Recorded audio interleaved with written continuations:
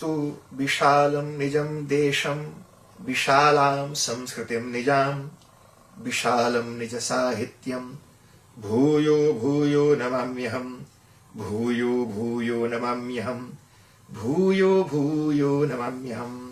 हरिओम। बहुत लोगों ने मुझसे पूछा कि इस बार ये अधिक मास लगता है, तो ये अधिक मास क्या है, ये मलमास क्या है।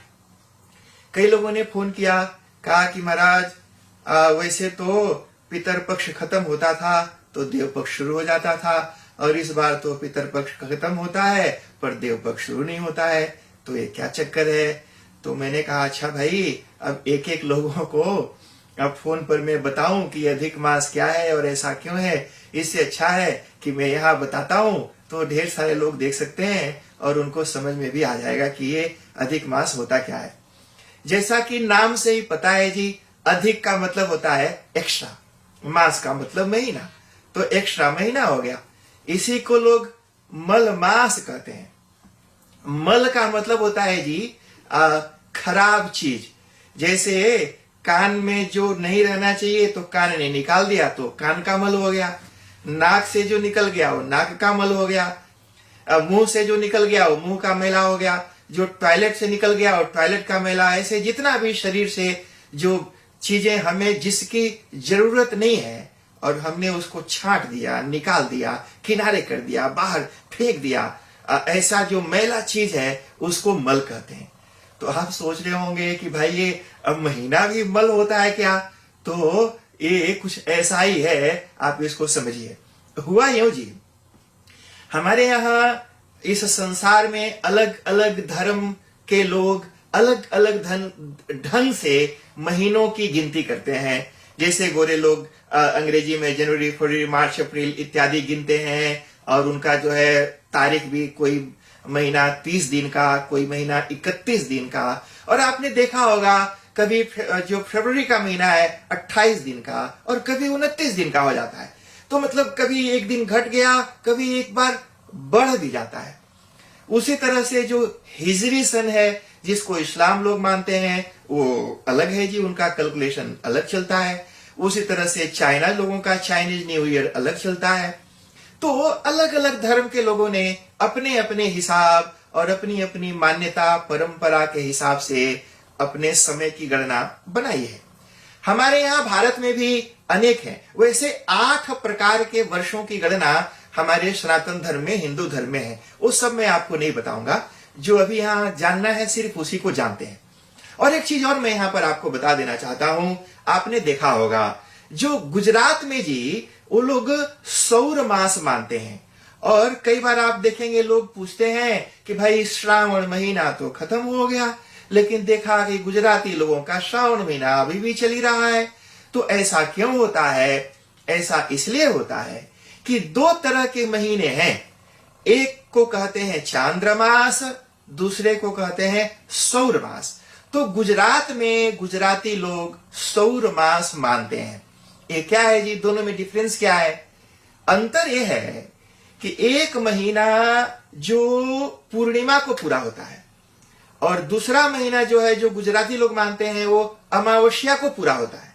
तो जब अमावस्या को जो महीना पूरा होता है वो है सौर मास, और जो चंद्रमा वाले दिन, पूर्णिमा वाले दिन जो महीना पूरा होता है वो है चांद्रमास। अंतर क्या हुआ दोनों में? अंतर यह है कि जो सौर मास है वो उदयाद उदयम भानु हो, सूर्योदय से लेकर सूर्योदय तक एक दिन होता है। जैसे मान लो आज अगर फ्राइडे है तो कल सुबह जब सूर्योदय होगा तब तक फ्राइडे ही माना जाएगा। हमारा सनातन धर्म का नियम है। गोरे लोगों के यहां अगर रात को किसी को पूछो भाई कि आज व्हाट इज डे टुडे, तो पहले घड़ी देखेगा, पर अगर 12 बजा है, 12 बज के उस पार हो गया तो बोलेगा सैटरडे है, और 12 नहीं बजा तो बोलेगा फ्राइडे। पर हमारे यहाँ सनातन धर्म में अगले सूर्योदय तक यही दिन माना जाएगा। उदयात उदयम भानु हो, सूर्योदय से सूर्योदय तक एक दिन। ऐसे 30 दिन का एक महीना और ऐसे 12 महीने का एक साल, ये सौर मास हो गया। जो चांद्रमास है, जो ज्यादातर नॉर्थ में नॉर्थ इंडियन लोग जिसको मानते हैं वो ये है, वो ये है जी कि जो चंद्रमा है, चंद्रमा की गति के हिसाब से वो महीना बनता है। चंद्रमा महत्वपूर्ण है। चंद्रमा की कला विकला आदि के ऊपर उसको गणना करते हैं। इसलिए आपने देखा होगा कि कभी नवरात्रि 10 दिन की हो गई और कभी 8 दिन की हो गई, माने कभी तिथि कम हो गई और कभी एक तिथि बढ़ गई। तो ये ऐसा इसलिए होता है क्योंकि वो चंद्रमा के वजह से, चंद्रमा के घटने और बढ़ने से वो घटाव बढ़ाव होता रहता है। आपने देखा होगा हमारे यहाँ 2 पक्ष हैं, एक को कहते हैं शुक्ल पक्ष, दूसरे को कहते हैं कृष्ण पक्ष। शुक्ल पक्ष वह होता है जिसमें चंद्रमा चमकता हुआ दिखाई पड़ता है और फुल मून पूर्णिमा होता है, और कृष्ण पक्ष उसे कहते हैं जिसमें चंद्रमा दिखता नहीं जी।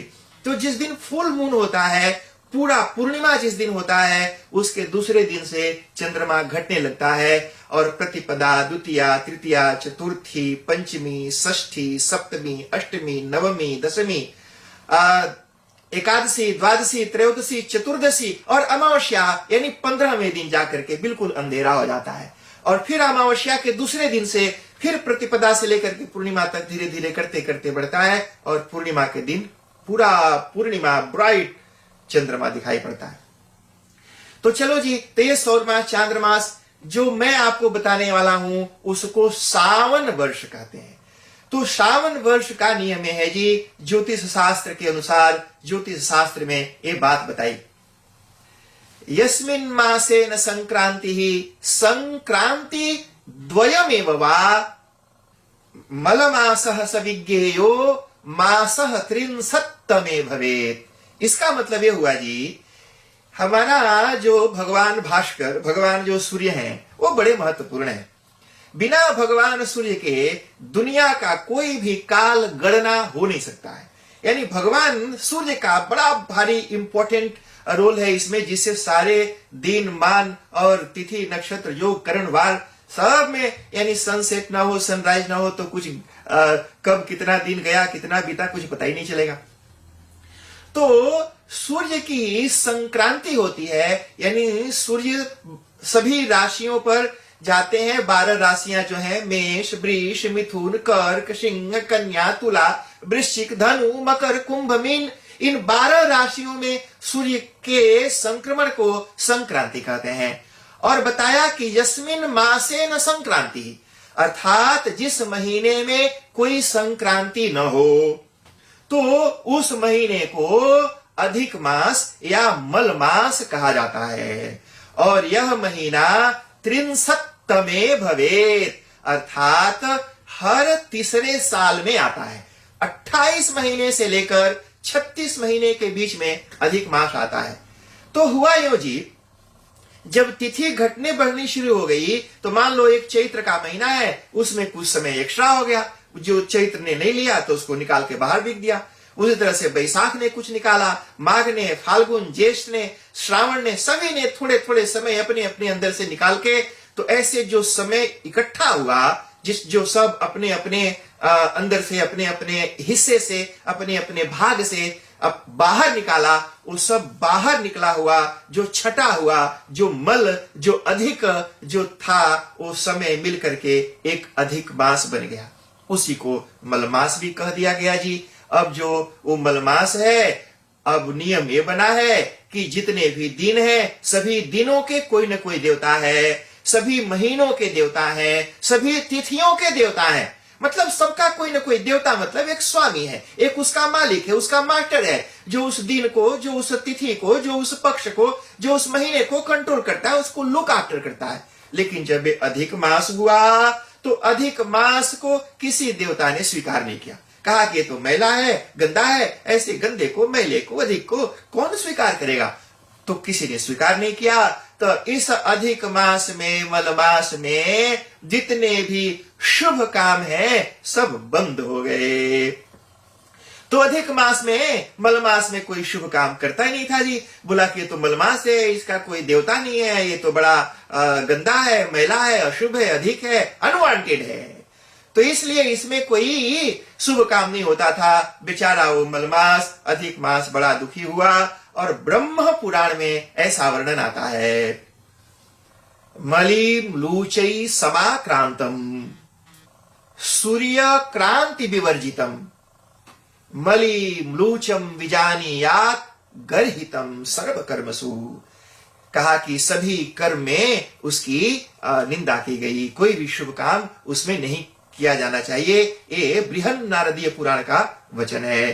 तो महीना घूमते बड़ा दुखी होकर इधर उधर भ्रमण करता था और अचानक भगवान विष्णु से उसकी मुलाकात हो गई और उसने भगवान विष्णु को अपना जो दुख है बताया कि कैसे सभी देवताओं ने और सभी पंडितों ने हमें बाहर निकाल दिया। कहा कि हमें कोई पूछता ही नहीं और हमारे अंदर कोई कुछ काम करता नहीं। जाकर के उसने भगवान नारायण से कहा, हे भगवान नारायण, पाही माम, हमारी रक्षा करिए, हमारी रक्षा करें प्रभु। इस तरह से बेचारा रोते हुए बड़े दीनहीन भावना से भगवान को बोला। भगवान ने उसकी बातों को सुनकर कहा कि चिंता मत करो, आ जाओ वत्स, आ जाओ। देखो जी, भगवान के लिए तो कोई एडवांटेज नहीं है, भगवान तो सबको स्वीकार करते हैं। उस मलमास को बोला कि तू मेरे पास आ जा। वत्स आगच्छ मया सार्धम गोलोकम योगी दुर्लभम यत्रास्ते भगवान कृष्ण पुरुषोत्तम इव ईश्वरः। आ जाओ बेटा, मैं तुम्हें अपने साथ लेकर के गोलोक धाम चलता हूं। इसके आगे जी वो गोलोक धाम का वर्णन किया, वो बड़ा सुंदर है, वो अलग विषय है, उसको मैं नहीं सुनाता हूं। उस तरह से भगवान नारायण अधिक मास को लेकर के भगवान कृष्ण के पास गोलोक धाम में पहुंच गए और वहां पर जाकर के भगवान ने गोलोक धाम के देवता भगवान श्री कृष्ण से परिचय कराया कि देखो जी, ये मलमास है, बड़ा दुखी है, बड़ा परेशान है। कोई देवता, कोई ब्राह्मण, कोई इसको स्वीकार नहीं करता, कोई इसमें कुछ शुभ काम करना नहीं चाहता। ये बिल्कुल मलिन मास हो गया, अधिक मास, इसको निकाल दिया, लोगों ने बहिष्कृत कर दिया है। आप इसका उद्धार करिए। भगवान विष्णु ने अधिक मास का परिचय दिया। अयम त्वधिक मासोस्ति व्यपेतर विक्रमः मलिनोऽयमनर्होस्ति शुभ कर्मणि सर्वदा। महाराज, ये मलिन है और अयोग्य है, कोई भी शुभ काम इसके अंदर नहीं होता, इसका उद्धार करिए। इस वचन को सुन करके भगवान पुरुषोत्तम भगवान श्री कृष्ण ने कहा कि महाराज, जो मेरे धाम में मेरे पास आ गया, अब वह कहीं मलिन रहेगा क्या? अरे मेरे धाम में तो कोई मलिन, तुच्छ, हीन, दीन भी, चांडाल भी आ जाए तो वह सर्वोत्तम पुरुषोत्तम हो जाता है। मेरे लोक में, मेरे धाम में आने के बाद भी ये म्लेच्छ कहाँ रहा, यह अधिक कहाँ रहा, यह मल कहाँ रहा? महाराज, ये तो मेरे जैसा हो गया।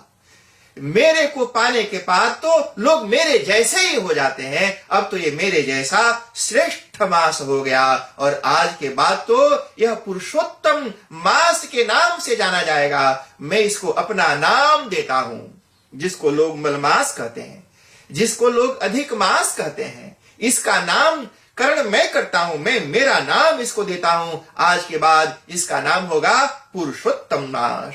और जो गुण, जो सदैश्वर्य मेरे अंदर है, ऐश्वर्यस्य, समग्रस्य, धर्मस्य, यशसः, श्रियः, ज्ञान वैराग्ययोश्चैव शरणाम भग इतिंगना। ये जो सदैश्वर्य भगवान को भगवान बनाते हैं, भगवान ने कहा ये जो 6 क्वालिटीज जो हमारे अंदर है, वो पूरी की पूरी सब मैं इस पुरुषोत्तम मास को देता हूं। मेरी जो योग्यता है, मेरे को सेवने का, भजने का जो फल है, वो इस अधिक मास, पुरुषोत्तम मास को भजने का होगा। यह बात भगवान श्री कृष्ण ने भगवान नारायण को पुरुषोत्तम मास के बारे में बताई। अहमेते यथा लोके प्रथितः पुरुषोत्तमः तथायमपि लोकेषु प्रथितः पुरुषोत्तमः। जैसे मैं इस पूरे संसार में पुरुषोत्तम मतलब द बेस्ट पुरुष के रूप में जाना जाता हूं, वैसे ही आज के बाद यह महीना भी पूरे संसार में द बेस्ट मंथ के रूप में जाना जाएगा। तो यह द बेस्ट मंथ है जी, द बेस्ट, एक वन ऑफ द बेस्ट नहीं, द बेस्ट मंथ है। अर्थात पूरे 3 साल के बाद ये द बेस्ट मंथ आता है, जिसमें भगवान को भजने का, भगवान को भजकर इस अधिक मास में भज करके साक्षात भगवान को भजने का जो फल प्राप्त है, इस अधिक मास में को भजने का फल, यानी अधिक मास में वह उत्तम कार्य, पुरुषोत्तम मास में वो भगवान नारायण, भगवान पुरुषोत्तम का अर्चन, पूजन, भागवत गीता, हरिवंश पुराण आदि, श्रीमद् भागवत आदि का पाठ करना, उनका पूजन करना और उसका फलभागी होना, ये भगवान श्री कृष्ण ने बताया।